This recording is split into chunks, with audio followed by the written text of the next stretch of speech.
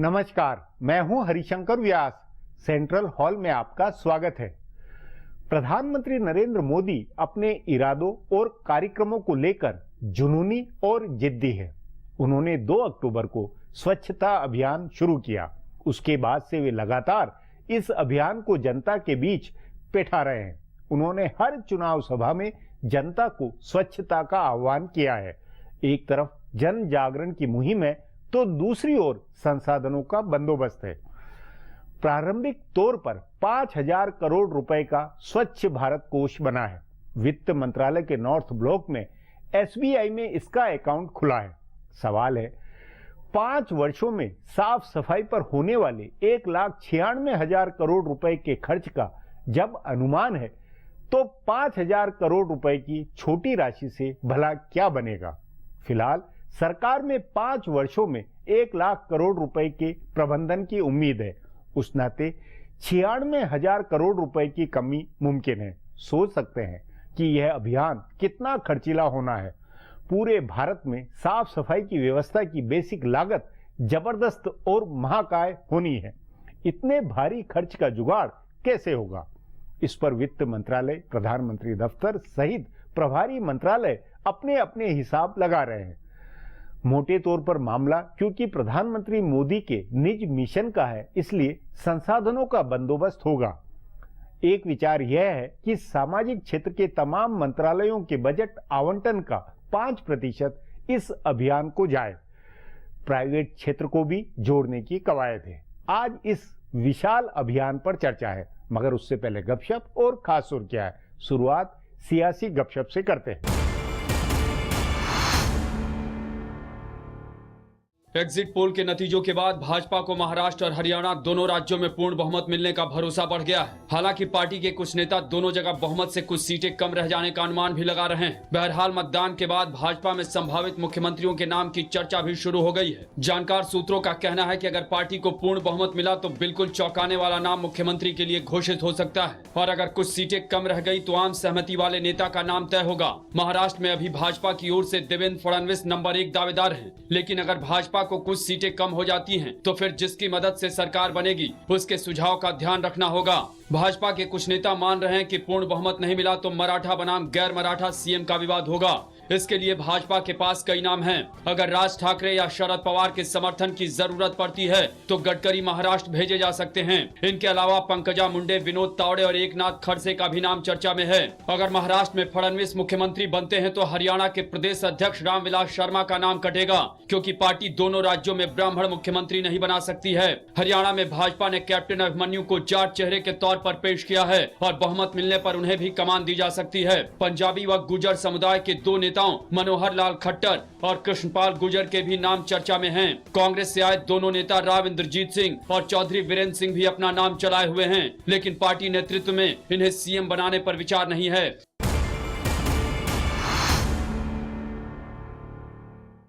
मतदान खत्म होने के साथ ही कांग्रेस में इस बात का हिसाब लगाया जाने लगा है कि उससे मुख्य विपक्षी पार्टी का दर्जा मिलेगा या नहीं। कांग्रेस हरियाणा और महाराष्ट्र दोनों राज्यों में इस बात को लेकर आशंकित है कि उसे शायद मुख्य विपक्षी का दर्जा भी नहीं मिले। कई राज्यों में पहले ही ये स्थिति हो गई है। कांग्रेस नेताओं को लग रहा है कि बहुकोणीय मुकाबले में होने का ये बड़ा नुकसान पार्टी को होगा। दूसरी तरफ भाजपा नेताओं का कहना है कि कांग्रेस सरकार से बाहर होगी और मुख्य विपक्षी पार्टी भी नहीं रहेगी। इससे कांग्रेस मुक्त भारत का उसका अभियान एक कदम और आगे बढ़ेगा। महाराष्ट्र में कांग्रेस को तीसरे और चौथे नंबर की पार्टी बताया जा रहा है। एग्जिट पोल के नतीजे भी उसे तीसरे चौथे नंबर पर ही मान रहे हैं। अगर ये अनुमान सही हुए तो भाजपा की सरकार बनेगी और शिवसेना मुख्य विपक्षी पार्टी होगी, यानी कांग्रेस पूरी तरह से हाशिए में जाएगी। इसी तरह हरियाणा में मुख्य मुकाबला भाजपा और इंडियन नेशनल लोकदल के बीच है। कांग्रेस को चिंता है कि उसे 10% या उससे ज्यादा सीटें तो मिल जाएंगी, लेकिन मुख्य विपक्षी पार्टी का दर्जा नहीं मिल पाएगा। लोकसभा से भी बुरे हालात दोनों राज्यों में बन सकते हैं। कांग्रेस इन दोनों राज्यों में भी तमिलनाडु, बिहार, उत्तर प्रदेश, दिल्ली आदि राज्यों जैसी स्थिति में पहुंचती दिख रही है।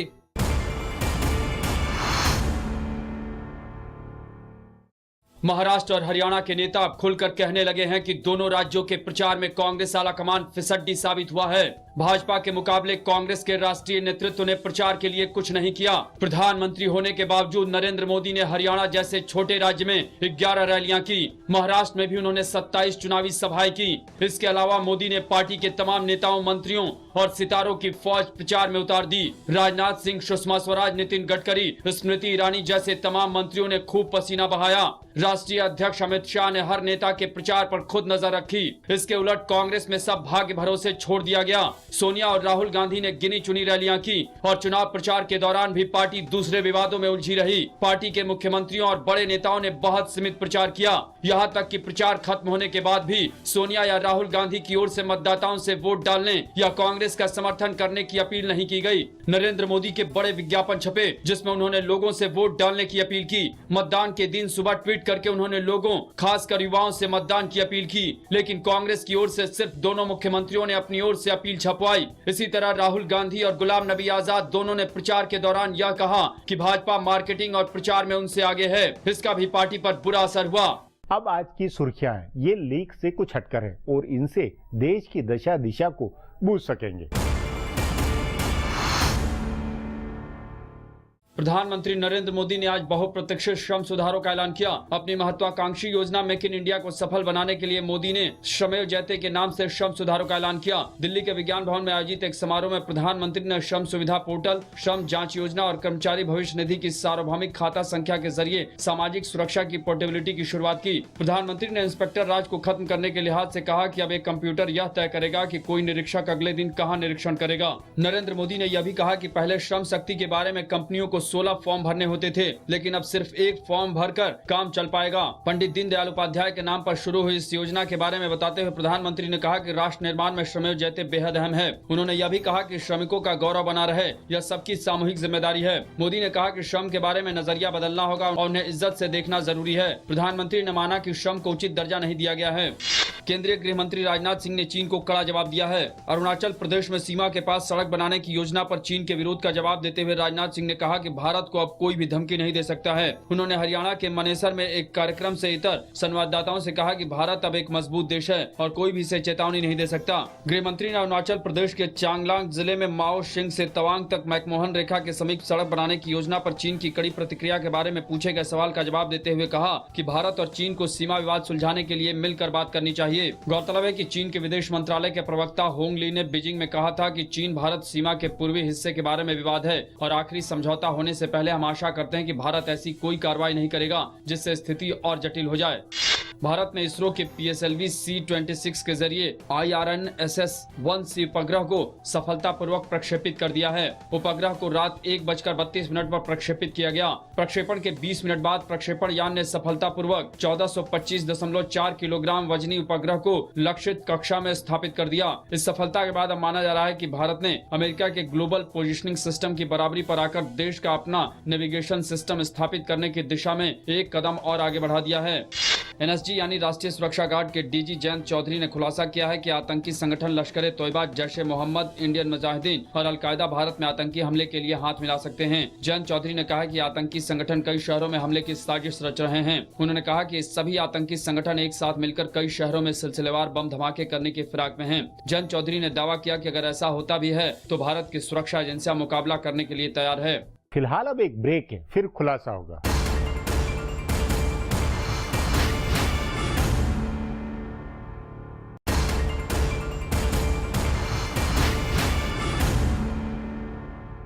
स्वच्छ भारत का अभियान बहुत महत्वाकांक्षी है। आजाद भारत की यह अजब त्रासदी है जो बेसिक स्वच्छता के ढांचे में खरबों रुपए का अब खर्च होगा। बहुत मुमकिन है इसमें अंततः भारत सरकार को विश्व बैंक जैसी बहुपक्षीय संस्थाओं से मदद लेनी पड़े।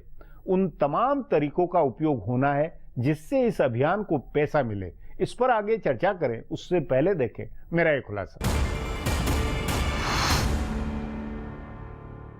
प्रधानमंत्री नरेंद्र मोदी ने कई बड़ी योजनाओं की घोषणा की है, लेकिन उनकी सबसे महत्वाकांक्षी योजना राष्ट्रीय स्वच्छता मिशन की है, जिसकी शुरुआत उन्होंने 2 अक्टूबर को की। 2 राज्यों में चुनाव चल रहे थे और उससे ठीक पहले प्रधानमंत्री अमेरिका की 5 दिन की यात्रा करके लौटे थे, इसलिए उनके राष्ट्रीय स्वच्छता मिशन पर वैसा फोकस नहीं बना जैसा बनना चाहिए था। यह योजना जितनी बड़ी है, जितने लोगों को इससे लाभ मिलना है और जितना पैसा इस पर खर्च होना है, उस लिहाज से यह नरेंद्र मोदी सरकार के इस कार्यकाल की सबसे बड़ी योजना है। सरकार को इसके लिए फंड का बंदोबस्त करना है, लोगों की सोच बदलनी है, सरकारी मशीनरी के कामकाज का तरीका बदलना है और साफ सफाई का एक विशाल बुनियादी ढांचा तैयार करना है। सवाल है कि इतना बड़ा लक्ष्य 5 साल में कैसे पूरा होगा? सरकार कहां से इस योजना पर अमल के लिए 1,96,000 करोड़ रुपए का बंदोबस्त करेगी? निजी सेक्टर की इसमें कितनी भागीदारी होगी? साथ ही एक अहम सवाल यह भी है कि क्या सरकार गंगा सफाई की योजना को राष्ट्रीय स्वच्छता मिशन के साथ जोड़ेगी? अभी तक इस तरह की पहल नहीं हुई है, लेकिन अगर इन दोनों को एक साथ मिलाया गया तो कई साझा मुश्किलों का आसान समाधान खोजा जा सकता है। सरकार के लिए करीब 2 लाख करोड़ रुपए का जुगाड़ करना एक मुश्किल लक्ष्य है, लेकिन इसे किस तरह से खर्च करना है ताकि अधिकतम लाभ मिले, उसकी योजना ज्यादा महत्वपूर्ण है। नहीं तो इससे पहले गंगा सफाई की 2 बड़ी परियोजनाओं पर हजारों करोड़ रुपए लुटाए जा चुके हैं और गंगा पहले से ज्यादा गंदी हो गई है। मिसाल के तौर पर सरकार को राष्ट्रीय स्वच्छता अभियान के तहत अगले 5 साल में 11 करोड़ टॉयलेट बनाने हैं। यह बहुत बड़ा और अच्छा लक्ष्य है, लेकिन इतने शौचालय को चलाने के लिए जितने पानी की जरूरत है, उसका बंदोबस्त सरकार को पहले करना होगा। इसको फ्लश करने के लिए बड़ी मात्रा में पानी की जरूरत होगी। उसके बाद सवाल है कि इतने शौचालय से निकलने वाला जलमल कहां जाएगा? सरकार को उसके परिशोधन का संयंत्र लगाना होगा। अगर सरकार योजना शुरू करने से पहले इन 2 पहलुओं पर विचार करे तो इसका सकारात्मक इस्तेमाल हो सकता है, नहीं तो शौचालय बनाना पैसे की बर्बादी के अलावा कुछ नहीं होगा। दिल्ली के 19 बड़े नाले यमुना में गिरते हैं और गंगा के किनारे बसे सभी बड़े शहरों के नाले गंगा में गिरते हैं।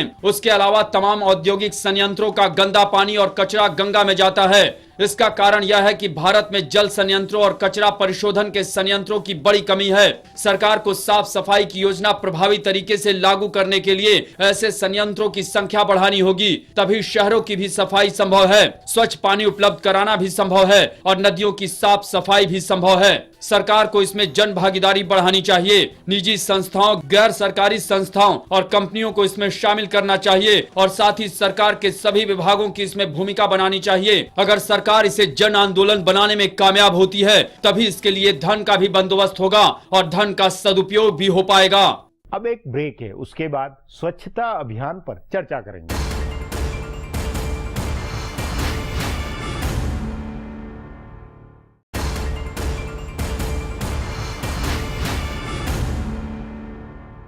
केंद्र सरकार ने सन 2019 तक भारत को स्वच्छ बनाने का संकल्प लिया है। अगले 5 वर्षों में कोई 11 करोड़ टॉयलेट बनेंगे। शहर और देहात के लिए अलग अलग योजनाएं बन रही है। कैबिनेट का यह फैसला है कि अगले 5 वर्षों में हर गांव को 20 लाख रुपए हर साल मिले। इससे सैनिटेशन इंफ्रास्ट्रक्चर बनेगा।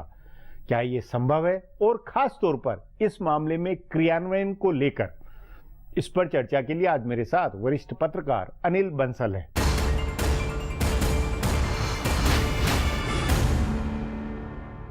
अनिल जी, स्वच्छ भारत अभियान को लेकर केंद्र सरकार में बजट का जो हिसाब किताब लग रहा है, अगले 5 वर्षों का जो अनुमान लग रहा है, क्या मुमकिन है कि 1,96,000 करोड़ रुपए का बंदोबस्त हो पाए?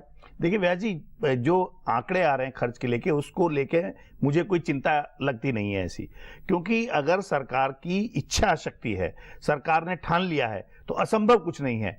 इस देश के अंदर बहुत सामर्थ्य है, लोग बहुत देने वाले हैं और सरकार ने अब तो कानून बदल दिया है। CSR जो है एक रेस्पॉन्सिबिलिटी है, कॉर्पोरेट सोशल रेस्पॉन्सिबिलिटी, उनको कंपनी क्षेत्र को शामिल कर सकते हैं। और देखिए मोदी ने 2-3 काम व्यास जी जो करके दिखाए हैं, लोग उसका उपहास उड़ाते हैं कि भाई सफाई क्या मुद्दा ले आए, ये कोई मुद्दा हुआ? सफाई बड़ा मुद्दा है इस देश का। आप अगर बगल का देश है छोटा सा भूटान, वहां चले जाइए, कहीं आपको गंदगी नहीं मिलती। बिल्कुल मिला हुआ हमारा, हम ही उनका बजट बनाते हैं। नहीं, इसकी आवश्यकता है, जरूरत है, ये अपनी जगह हर कोई मान रहा है। जरूरत अगर है व्यास जी, तो बजट अपने आप आएगा। पहले हमको प्राथमिकता तय करनी है अपनी, और बजट आप मोदी ने अगर 5.5 crore bank account 5.5 crore bank account Vyas ji 20 सालों में नहीं खुले होंगे इन्हीं बैंकों में। 5.5 करोड़ बैंक अकाउंट इसी बैंक के स्टाफ ने अगर 1-1.5 महीने के अंदर खोल दिए, और अगर 2 अक्टूबर को जो असंभव चीज थी 5-6 दिन की लगातार छुट्टियां हों, सरकारी लोग बाहर घूमने के प्लान बना रहे हों, इस देश के केंद्र सरकार के हर स्कूल कॉलेज तक लगा के और हर दफ्तर में लोग आए, उन्होंने स्वच्छता की शपथ ली, तो ये असंभव काम अगर मोदी कर सकते हैं तो बजट जुटाना मुझे कोई मुश्किल काम नहीं लगता। ये काम बजट के नाते, संकल्प के नाते, इच्छा शक्ति के नाते, जनता की भागीदारी के नाते असंभव नजर आता है। एक हिसाब से तो असंभव है ये नहीं। तो असंभव में ये आपका कहना है कि नरेंद्र मोदी क्योंकि खुद प्रधानमंत्री की इसमें मिशन है उनका, इसलिए साधन की कमी नहीं रहेगी। न साधन की कमी रहेगी, और व्यास जी असंभव भी मैं नहीं मानता, लेकिन जब लोग त्रस्त हैं, सिर्फ एक भावना अंदर से जगाने की बात है। भावना अगर जगेगी, लोग सफाई करेंगे, लोग खुद भी चाहते हैं। हमारे समाज में, हिंदू संस्कृति में लोग दुआई देते हैं कि कुत्ता भी बैठता है तो पूंछ मार कर बैठता है, ऐसा नहीं है। लेकिन एक जागरूकता की बात है, चेतना की बात है। आपने पैसे की बात की, इसी देश में कोई सोच नहीं सकता था एक बिंदेश्वर पाठक, बिहार का ब्राह्मण, वो लैट्रिन शौचालय बनाने का काम करेगा। कितना बड़ा काम उस आदमी ने किया। आप जाइए, देश के कोने कोने में सुलभ के शौचालय हैं, ठीक है, उसको संचालन करने के लिए कुछ मामूली शुल्क वो लेते हैं, क्योंकि सफाई करनी है, वहां कर्मचारी रखना है, उसका बंदोबस्त करना है। नहीं तो उस दिक्कत यही है व्यास जी कि जो शौचालय बनते हैं, सरकार भी बनाती है, ऐसा नहीं जगह जगह बनते हैं, वो देख रेख के अभाव में खराब हो जाते हैं। यही बुनियादी सवाल है कि हर गांव को 20 लाख रुपए साल में आप देंगे और वहां टॉयलेट बने या सैनिटेशन का इंफ्रास्ट्रक्चर बने, उसमें पानी की व्यवस्था हो, ये हो, इसका कोई ब्लूप्रिंट खाका और इस पे क्रियान्वयन इंप्लीमेंटेशन सचमुच में हो जाए, इसकी कोई गारंटी इसकी अपने अनुभव के आधार पर तो नहीं बनती है। देखिए व्यास जी, अनुभव के आधार पर तो बहुत सारी चीजें हैं। अनुभव तो मैंने आपको बताया, 5.5 करोड़ बैंक अकाउंट मुझे असंभव लगता था। कोई चीज असंभव नहीं है। बैंकों के जो गांव की बात आप करें, गांवों में बहुत पैसा जा रहा है, राज्य सरकारें दे रही हैं, केंद्र सरकार दे रही है, लेकिन मिसयूज हो रहा है उस वो पैसे का। मिसयूज हो रहा है या वो जाया हो रहा है। हाँ, तो वो भले मनरेगा हो या कोई, उसमें सब में जाया ही हुआ एक तरह अगर से। आप उसमें जन भागीदारी की बात करेंगे तो जन भागीदारी का मतलब है आपने मान लो सुलभ शौचालय के बिंदेश्वर पाठक हैं, ऐसे और 10-20 लोगों को इकट्ठा किया जो इनके अंदर भावना है। पब्लिक और प्राइवेट पार्टिसिपेशन इसमें सबसे ज्यादा पड़े- यदि अगर हो तो ज्यादा सफलता के उसके अवसर बिना है। केवल सरकार नहीं कर सकती व्यास जी, और मोदी को ये बात समझ है कि केवल सरकार से नहीं हो सकता। मुझे याद है बचपन में हम लोग अपने गांव में श्रमदान किया करते थे, श्रमदान से सड़कें बनती थी। आज दिक्कत यही है कि हर चीज के लिए हम सरकार का मुंह ताकने लगे और लोगों के अंदर ये फीलिंग ही नहीं रही कि हमारा भी कोई कर्तव्य है। नहीं, लेकिन सरकार में भी ये भाव है कि सब हमारे कर्मचारियों के जरिए, हम हमारी व्यवस्था के जरिए करवा लेंगे, इसी कारण ये सारा मामला गड़बड़ है। ये भी एक हकीकत है। बिल्कुल आपने सही पहलू बताया व्यास जी, लेकिन मोदी को इस बात का अंदाज है, इसलिए उन्होंने बार बार कहा जन भागीदारी, पब्लिक प्राइवेट पार्टनरशिप। उन्होंने अमेरिका के अपने भाषण में इसी पर पूरा फोकस किया कि पब्लिक प्राइवेट पार्टनरशिप सरकार नहीं करेगी, सरकार का काम नहीं है, लोग करेंगे खुद। तो लोग करेंगे व्यास जी, देखिए आप गांव में पैसा दे रहे हैं। नहीं, एक फिर मेरा एक व्यवहारिक तौर पर अनुभव, खाटी अनुभव के नाते, कि उत्तर प्रदेश जैसे एक प्रदेश में क्या गांव के स्तर पर, वहां स्तर पर जो कुछ है, जो हालात है, हकीकत है, उसमें ये व्यवहार में 5 वर्षों में उतर सकता है? क्यों नहीं उतर सकता व्यास जी? आपने सफाई कर्मचारी, आपको आश्चर्य होगा, उत्तर प्रदेश के गांवों में सफाई कर्मचारी नियुक्त हैं, वो आते नहीं है, मारुति कार से जाके तनख्वाह लेते हैं। इवन बनिया और ब्राह्मण भी, जो भंगियों के लिए पोस्ट होती थी वाल्मीकि जाति के लिए, उस सफाई कर्मचारी के पद पर भर्ती हो गए हैं, 10, 12, 15 हजार वेतन लेते हैं। तो ये ऐसा नहीं है कि लोग हैं। सरकार को सिर्फ ये करना है कि मान लो एनजीओ चला रहा है, वो जो फंड है गांव सभा का, कुछ एनजीओ के लोग जो वहां रख रखाव रखेंगे, वहां बिजली का बिल आएगा, वहां पानी उसकी सप्लाई होगी, उसके लिए आप थोड़ा डाइवर्ट कर दें, जनता की भागीदारी होगी, प्रधान या 5 लोगों की एक समिति बनेगी जो निगरानी करेगी। असंभव क्यों है? मतलब ये उत्तर प्रदेश की जैसे प्रदेश में भी ये संभव है, व्यवहारिक है, ये आपका बिल्कुल मानना है? क्यों नहीं, क्योंकि ये कोई राजनीति का अभियान नहीं है। इसमें आप ये नहीं है कि मोदी इसके नाते कोई वोट ले लेंगे। हम पूरे दुनिया में जाते हैं, आप चाइना हमसे ज्यादा आबादी का देश है, वहां तो गंदगी नहीं है, तो यहाँ टूरिस्ट आते हैं, हम खुद महसूस करते हैं गंदगी के कारण बीमारियां हैं। गंदगी एक बड़ी समस्या है और इसको उपहास में और हंसी के तौर पर लेने की बात नहीं है। तो मोदी ने बहुत गंभीर मुद्दा, और गांधी जी ने अगर किया था, इतने बड़े गांधी जी, इतने नेता, इतने बड़े महान देशभक्त थे, वो सबसे पहले कहते थे कि शौचालय, इस पर उन्होंने फोकस किया। और वो खुद भी अपने साबरमती आश्रम में जो आता था उससे कहते वो यहाँ वही रुके जो अपना सोच भी साफ कर सके, औरों का भी कर सके। नहीं, लेकिन इस जज्बे का आदमी यहाँ आए। नहीं, लेकिन अभी तक के अनुभव में 2 अक्टूबर के बाद से अभी तक का जो है, उसमें क्या लगता है कि जनता के बीच में भी ये बहस है कि हाँ ये मुद्दा ठीक है और हमें अपना व्यवहार, हमें अपने आप को सुधारना चाहिए, ये है चर्चा? व्यास जी, 2 अक्टूबर को जो उन्होंने किया है निश्चित रूप से वो प्रतीकात्मक, वो तो प्रतीकात्मक सिंबॉलिक है, तो उसका प्रतीकात्मक चर्चा के नाते, चर्चा है, लोगों लोगों में है कि सफाई तो होगी और ये करना पड़ेगा। ऐसा नहीं है, जो आपने बजट की बात की, बजट की व्यवस्था भी होगी। आप देखिए बड़े बड़े इस देश में धार्मिक समुदाय हैं, कितने मंदिर हैं, एक एक मंदिर के पास आपके लाखों करोड़ की नहीं, लेकिन मंदिर के यही सबसे ज्यादा व्यवस्था और ये सब बातें हैं। तो ये तो हमारे संस्कार वाली बात बुनियादी तौर पर उनको आपको जागरूक करना है, उनको इन्वॉल्व करना है। लोग अगर आप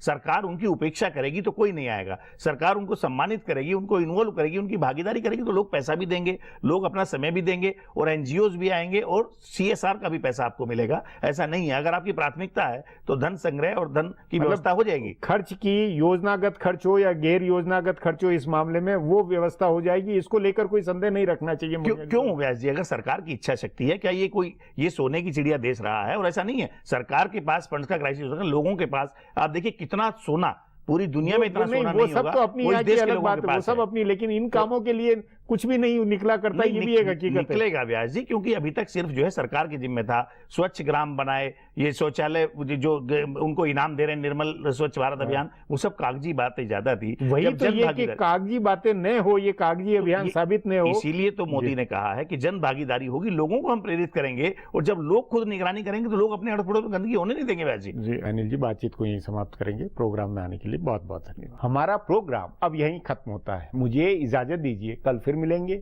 इसी चैनल पर, इसी समय।